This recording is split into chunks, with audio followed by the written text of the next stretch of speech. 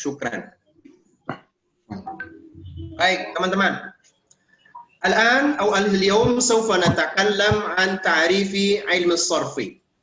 طيب، علم هذا التعريف من علم الصرف هو علم بأصول، علم بأصول يعرف بها أحوال بنية الكلمة التي ليست بإعراب ولا بناء كالزيادة والحذف والصحة والإعلال والإصالة والزيادة. Ya, ilmu sorof itu asal katanya berasal dari sarrafa yusarrifu.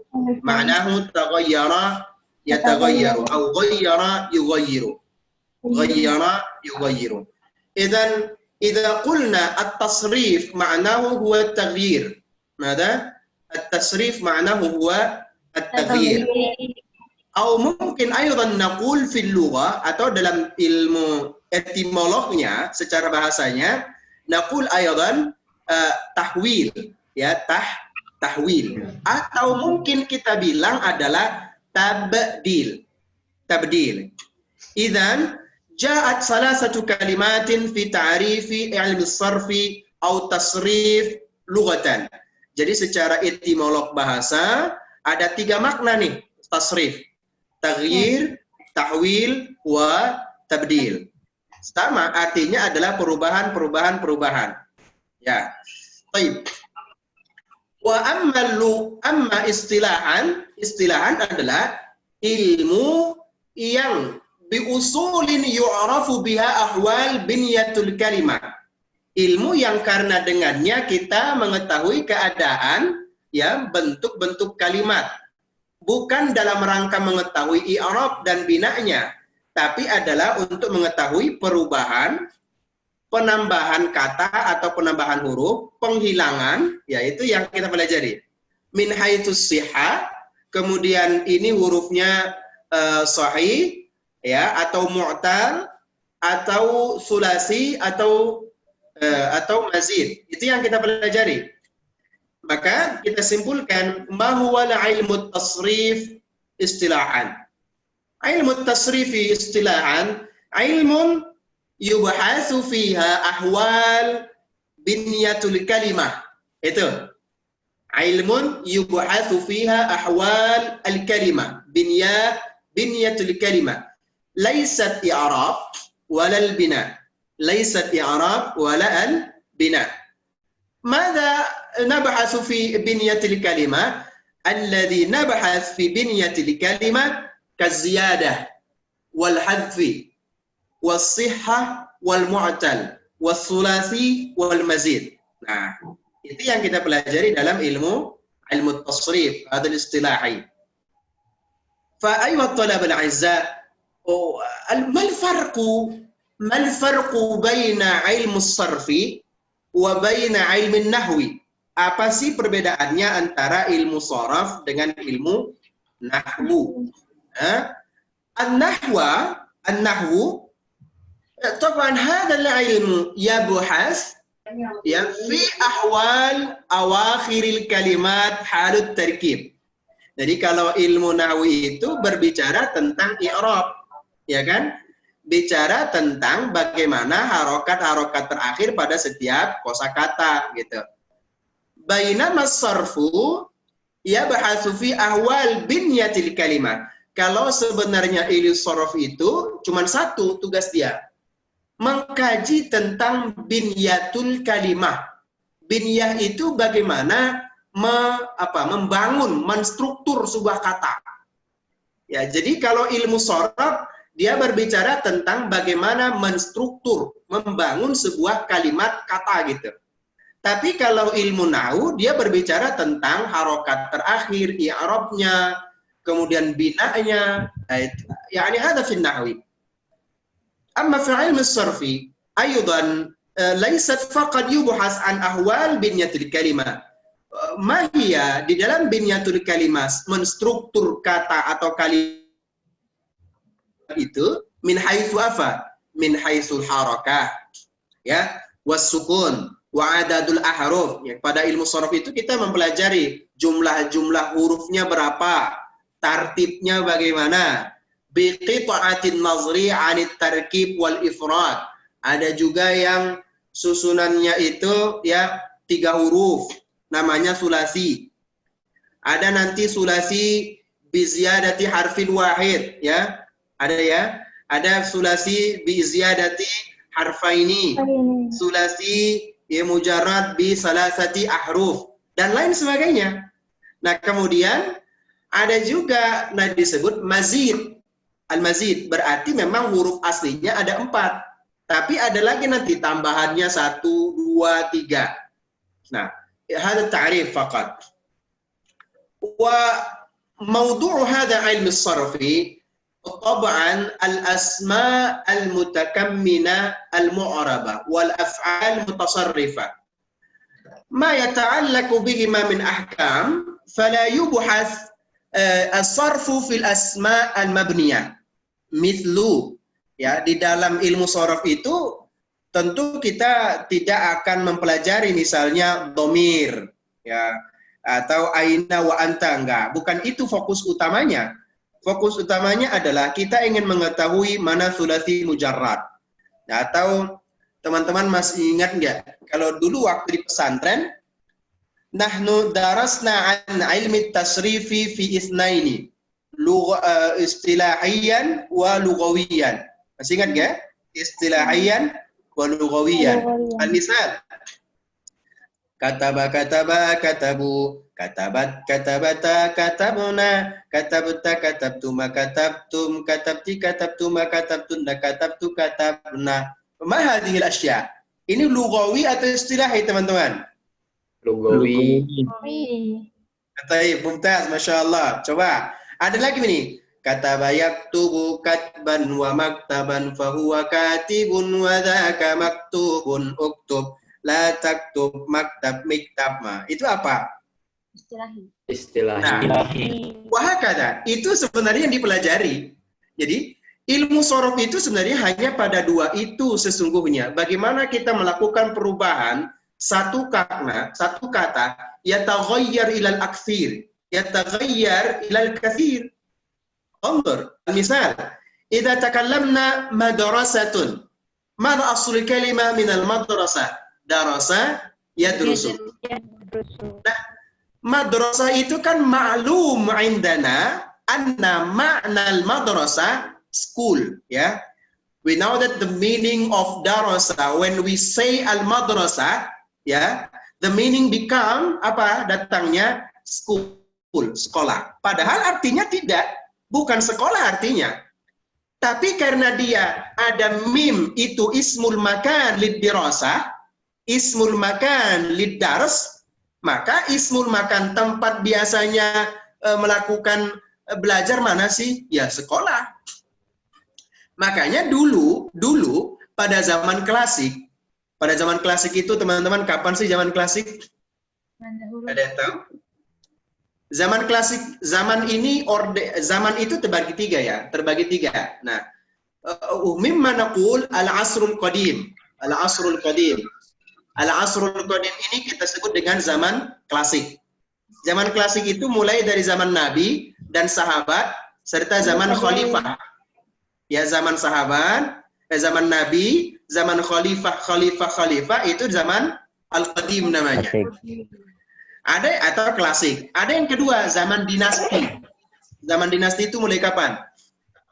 Semua yang bentuknya kerajaan, termasuk di Indonesia ada Majapahit, Sriwijaya, itu masih zaman apa namanya? Zaman dinasti. Ada yang ketiga, zaman modern atau zaman al-asri. Kalau di Indonesia ditandai zaman al-asri itu setelah pasca kemerdekaan, begitu ya, artinya dihapuskan sudah kerajaan-kerajaan itu. Nah, kok nyampe ke sana ya? Itu hanya untuk memahamkan. Nah, di zaman al-klasikiyah atau zaman al-qadim, ilmu sorof ini sebenarnya sudah ada atau belum? Nah, itu pertanyaan saya. Kapan berkembangnya ilmu sorof? Ilmu sorof itu sesungguhnya di zaman al-qadim belum pernah dirumuskan sesungguhnya, ya, belum pernah dirumuskan. Nah, Kapan sih dirasakannya ilmu sorof ini dipentingkan? Adalah ketika nahtaj ila fahmil Quran al-Karim. Ya. Fi bidayatin nash'ati ilmi sorfi, di dalam asal muasal akan tumbuhnya ilmu sorof itu, cikal bakalnya itu karena kepentingan umat muslimin fi fahmil Quran al-Karim. Itu awalnya. Nah, limadha? Lianna fi qiraatil Quran ahyanan qad naqra au al-alif ya, au qad naqra yani u i a fi akhiril mufradah. Kadang-kadang gitu ya. Nah, makanya ilmu sorof ini sebenarnya dirasakan sangat penting itu setelah besarnya kebutuhan terhadap fahmul Quran al-Karim. Nah, makanya dulu ketika pengumpulan Al-Quran oleh Utsman ibnu Affan yang pernah membentuk tim kodifikasi Al-Quran atau Lajnat Tadwin Al-Quran alladhi yani raisuhu Zaid bin Thabit. Ketua panitianya siapa? Ketua panitianya dulu adalah Zaid bin Thabit yang beronggotakan banyak sekali. Nah, saat itu ketika mereka ya'maluna tadwin au ijma' al-Qur'anil Karim selesai, kemudian pada masa Utsman ibnu Affan ya, itu kemudian selesai kodifikasi atau selesai pembukuannya. Hal fil Qur'anil ladzi tamma tadwinuhu fi zamanil Utsman Affan fi hal harakat al-Qur'aniyah ma fi. Ya, ketika dahulu Al-Qur'an telah dilakukan sempurna kodifikasinya, pengumpulannya pada masa Utsman bin Affan yang diketuai oleh panitianya Zaid bin Thabit, itu tidak ada harokatnya pada Al-Quran. Nah ya, tidak ada harokat. La tujad al-harokat fil Qur'anil Karim. Nggak ada. Lidzalika ja'at mushkilah kabirah. Ja'at mada ja'at? Ja'at al-mushkilah al-kabirah. Ma hiya al-mushkilat? Ikhtilafat al-qira'ah. Ikhtilafat al-qira'ah. Karena setelah Al-Quran ini menyebar pada masanya Utsman bin Affan, jadi tiap provinsi itu dikirimkan satu Al-Quran dan qorinya gitu ya. Tapi tidak selalu tepat sasaran. Akhirnya apa yang terjadi? Terjadi perbedaan qira'ah. Terjadi perbedaan cara baca. Nah, wah ini bahaya gitu kan? Ini bahaya. Misalnya, bayangkan kalau tulisan Al-Quran ayat kedua surah Al-Baqarah, "Dzalikal kitabu la raiba fi." Fi zamanil Utsman ibnu Affan, hadhil harakat kulluha ma fi. Ini enggak ada pada zaman Utsman ibnu Affan. Makanya kita hari ini tuh bahagia banget. Harokatnya udah jelas, tafsirnya jelas. Itu pun kagak dibaca mungkin ya. Tapi kalau FD insyaallah masyaallah. Nahnu qaribun minal Qur'an insyaallah. Ya, kita ini orang-orang dekat insyaallah dengan Al-Qur'an. Nah, ini dirasakan kepentingannya, yakni al-muslimun yash'uruna bi ahammiyati qira'ah hadhil Qur'an al-Karim hatta la yakhtalif min qari'in wahid ila qari'in akhar. Falamma qama Ali bin Abi Thalib, ketika Ali bin Abi Thalib menjadi khalifah, maka hal pertama yang dilakukan oleh Ali bin Abi Thalib adalah ingin meredam, ingin menghilangkan perbedaan dan perpecahan ini akibat salah baca. Maka Ali bin Abi Thalib adalah khalifah, awwalu khalifatin allati ansha'a fi zaman ini ilmu tasrif. Jadi sebenarnya asal muasal cikal bakal akan dilakukannya keilmuan, dibangunnya ilmu sorof itu pertama kali pada masanya Khalifah Utsman ibnu Affan, ya, yang kemudian memerintahkannya kepada sahabat, lalu sampailah pada masa itu namanya Abu Aswad ad-Du'ali, ya, bukan ad-Du'li ya, tapi ad-Du'ali, Abu Aswad ad-Du'ali.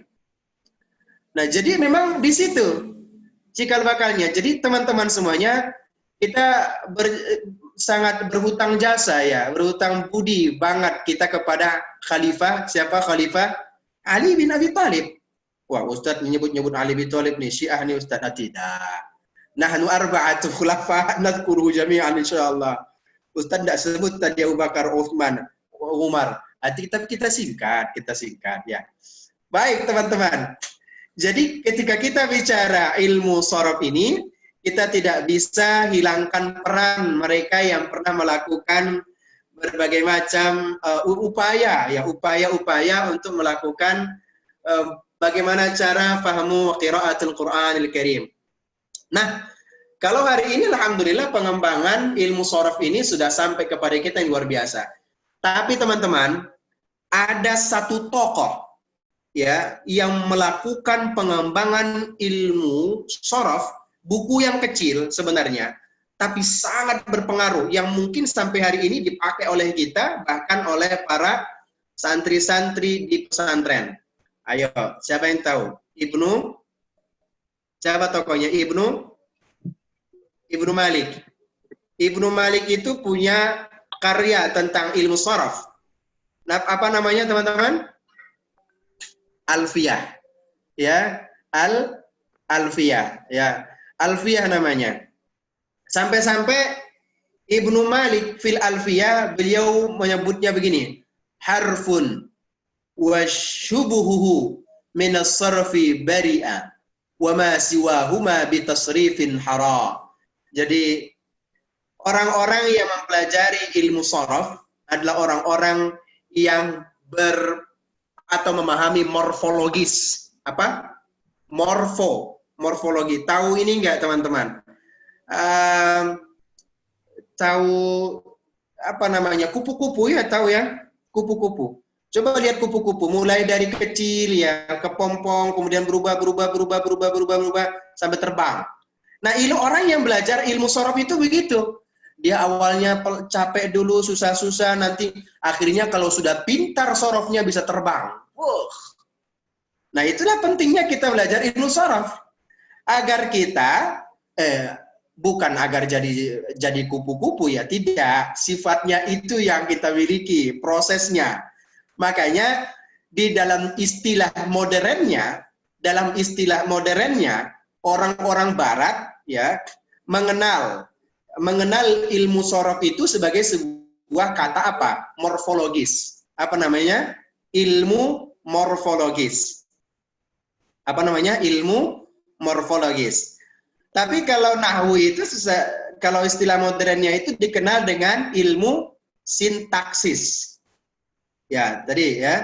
Kalau istilah modernnya, kalau ilmu sorof dikenal dengan morfologis. Ya, dia ada morfologinya.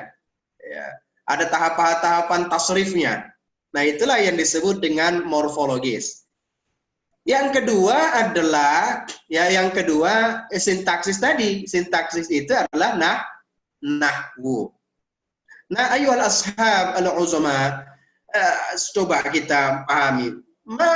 Berarti ketika dulu dilakukan peletakan ilmu sorof pertama kali oleh Abu Aswad Ad-Du'ali atas perintahnya Ali bin Abi Thalib, pertanyaannya, untuk apa sih dibangun? Ma faidatu nash'ah ilmu sarfi fi hin? Ada setidaknya empat fawaid. Ya, al-awwal teman-teman semuanya, li sawni al-lisan 'anil khata. Hada al-awwal. Li sawni. صون أنتم تعرفون معنى الصون من أصل الكلمة صان يصون. صان يصون معناه حافظ يحفظ. Atau boleh kita sebut lihifzil lisan 'anil khata. Lihifzil lisan 'anil khata, atau bahasa kosakata lainnya li saunil lisan 'anil khata. Wal isti'anah. Nah, untuk menolong kita, membantu kita ala fahmi kalamillah wa kalami sallallahu alaihi wasallam. Jadi ini tujuan utamanya. Jangan salah teman-teman. Tujuan utama dari adanya ilmu sarfi adalah lihifzil lisan 'anil khata, untuk memelihara, untuk menjaga lisan kita ini dari kesalahan ucap. Nah, tentu saja kalau kita terjaga lisan kita dari kesalahan ucap, maka takunu isti'anatan, maka menolong kita untuk fahmil Quran atau fahmi kalamillahi wa kalami rasulihi sallallahu alaihi wasallam. Baik. Mafhum teman-teman ya? Paham ya? Itu pertama. Lihifzil lisan 'anil khata. Ya, wal isti'anah ala fahmil Quran atau fahmi kalamillahi ta'ala wa kalam rasulihi sallallahu alaihi wasallam. Wa asani teman-teman adalah al-qudrah ala tahwilil lafzi ila abniyah mukhtalifah li ghardin ma. Ya. Tujuannya adalah agar kita mampu untuk mengubah lafaz kepada struktur yang berbeda-beda. Ya. Al-qudrah ala tahwilil al-lafzi. Kemampuan untuk kita bisa melakukan perubahan lafaz kepada struktur yang berbeda-beda. Ya, misalnya tadi kataba menjadi katibun. Makanya kalau teman-teman nanya, Ustadz, apa sih bahasa Arabnya sekretaris? Ya, berarti berasal dari kata-kata kataba, katibun. Ustadz, apa sih bahasa Arabnya meja? Oh, meja itu kan tempat untuk menulis ya. Berarti maktabun. Tuh. Itu namanya al-qudrah ala tahwilil lafzi ila abniyatin mukhtalifah. Maka dengan satu kata kita bisa merubah, memetamorfosis satu kata menjadi banyak arti. Ya, satu kata bisa dimetamorfosis menjadi banyak arti. Akhirnya kalau sudah banyak tahu arti, kita terbang. Satu kosakata menjadi 10 kosakata. Artinya siapa yang hafal 10 kosakata, artinya dia sudah hafal 100 kosakata. Dahsyat. Ya kan? Setidaknya kita akan mengetahui tulisan bahasa Arabnya apa. Nggak perlu, Ustadz, tulisan bahasa Arabnya apa? La tas'al an hadha. Bal ta'allamu ilma as-sarfi atau ilma at-tasrif litughayyiru kaifa takunu al-ma'na, menulis, tulisan, meja tulis, ya alat tulis, wahakata. Jadi yang kedua, faedah fi ta'allumi atau fi ma'rifati ilmi as-sarfi huwa li ma'rifati atau litakuna qudrah ala ta'wil al-lafzi ya ila abniyatin mukhtalifah. Nah, yang ketiga teman-teman adalah al-qudrah, ya. Al-qudrah ala taghyiril kalimah. Kalau tadi al-qudrah ala taghyiril lafzi, sekarang adalah al-qudrah ala taghyiril kalimah an asli wad'iha. Misalnya madada itu asal katanya dari madda. Ya kan gitu. Madada ya asalnya dari madda itu asalnya dari madada. Nah, kita akan mengetahui itu. Dengan kita mengetahui asal kalimat al-qudrah ala ta'rif ala ma'rifati taghyiril kalimah, misalnya kita menyebutkan farra yafirru. Apa artinya farra yafirru? Kabur ya gitu ya. Apa asal kalimatnya? Faroro gitu ya. Faroro yafriru. Nah, tapi karena ada persamaan maka kita tasdidkan menjadi farra yafirru. Nah, itu namanya di al-kaffu, dibuka. Jadi sebenarnya apa yang kita pahami ada tasdidnya, dia punya aslinya. Atau misalnya kita sebut apa lagi? Qatta'a ya, qatta'a yuqatti'u. Qatta'a itu berarti apa? Yang tasdidnya itu di to, berarti qototo'a, kan gitu. Ya qatti'u. Mestinya demikian. Nah, tapi karena kita belajar ilmu sarfi, nahnul an ladaina al-qudrah ala taghyiri aw tahwilil kalimah.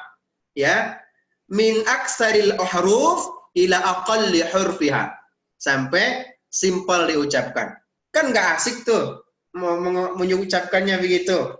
Misalnya, takallama ya takallamu. Asal katanya kan takalalama ya takalilimu. Misalnya saya sebut, ya Razak, mada takalilimu. Kan nggak indah, gitu ya. Atau misalnya saya bilang, ya Firman, limada yafriru. Ya muskilah. Muskilah. Tapi ketika kita bilang, ya Razak, mada tatakallam. Bukan mada tataka lilimu. Ya, itulah tugas kita, tugasnya ilmu sarfi. Ya. Terakhir teman-teman. Faidatul rabi'ah min ma'rifati au dirasati ilmi sarfi li ma'rifati abniyah al-kalimah wa ma li hurufiha min asala wa ziyada wa siha wa i'lal. Untuk mengetahui ya, untuk mengetahui mana yang harfus sahih, mana yang harful mu'tal. Karena dengan harfus sahih, dengan harful mu'tal, kita bisa menghilangkan huruf-hurufnya. Misalnya, coba saya sebutkan. Qala yaqulu. Ini sahih atau mu'tal, teman-teman? Ada yang masih ingat? Mu'tal. Nah, ya kan? Kalau sahih itu kan di dalamnya sahihun au sihhatun, sehat dari tidak adanya harful illah. Illah itu harful syuzuz. Ya, illah itu artinya yang membuat kita cacat, bukan hurufnya yang cacat. Ingat, jangan salahin hurufnya.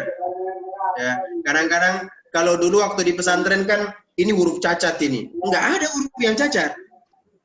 Yang cacat tuh kalau kita lafadzkan rasanya susah, itu cacat namanya. Ya, itu teman-teman ya. Tidak ada huruf yang cacat. Yang cacat itu dalam pelafatan kita nanti malah menyulitkan kita.